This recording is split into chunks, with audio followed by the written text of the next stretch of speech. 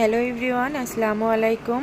তো আজকে সকালে ঘুম থেকে উঠে ভাবলাম প্রতিদিনই তো রুটি খাই, আজকে ভাত রান্না করব। তো ভাতের সাথে এখানে আমি কাঁকরোল দিয়ে আলু দিয়ে ভাজি করছিলাম, আর এখানে বেশ কিছু শুকনা মরিচ ভেজে নিচ্ছিলাম, আর এখানে করলা গোল গোল করে ভাজি করছি। আর এই যে চিংড়ি শুটকিটা, এটাকে সুন্দর করে ভেজে নেব। আর এটা আমি ব্লেন্ড করে নিয়েছি, এখন সরিষার তেল পেঁয়াজ লবণ দিয়ে মেখে খেয়ে নিব। এই ছিল সকালের নাস্তায়। আর সকালের নাস্তা খাওয়ার পরই আমি দুপুরে রান্নার জন্য তৈরি হয়ে নিলাম। রান্না করছিলাম আজকে বেশ কিছু কচুর ফুল, এই যে দেখতেই পাচ্ছেন কচুর ফুলগুলো আজকে রান্না করব। আর রান্না করব কচুরমুখী বেগুন মাছ দিয়ে আর করলা।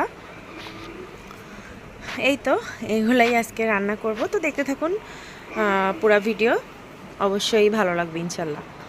তো এখানে আমি মাছগুলো ভেজে নিয়েছিলাম, আর এখানে কিন্তু আমি অলিদের জন্য ঝাল ছাড়া তরকারি রান্না করে নিলাম। ও তো ঝাল একদমই খেতে পারে না, তো ওর জন্য একটু সবজির সাথে মাছ দিয়ে রান্না করে দিলাম। আর এখানে আমি বেগুন কচুরমুখী একসাথে কষিয়ে নিয়েছিলাম, কষিয়ে তারপরে এখানে ঝোলের পানি দিয়ে দিব। আর এখানে মাছের মাথা দিয়ে আমি করলা রান্না করব। তো সব সময় কিন্তু আমি করলা শুকনো শুকনো করে রান্না করি। আর এই যে দেখেন আমার বেগুন রান্নাটা কিন্তু হয়ে গেল, আমি বেগুন রান্নাটা নামিয়েও নিয়েছি। আর সব সময় কিন্তু আমি করলা শুকনা করে রান্না করি, কিন্তু আজকে কেন জানি ইচ্ছা করছিল একটু ঝোল ঝোল করে রান্না করতে, তো আজকে একটু করলার ঝোল ঝোল রান্না করছি।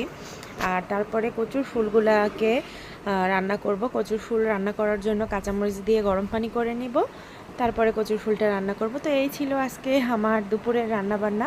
তো ভিডিওটি কেমন ছিল অবশ্যই কিন্তু জানাবেন। তো আজকের ভিডিও এই পর্যন্ত, আল্লাহ হাফিজ।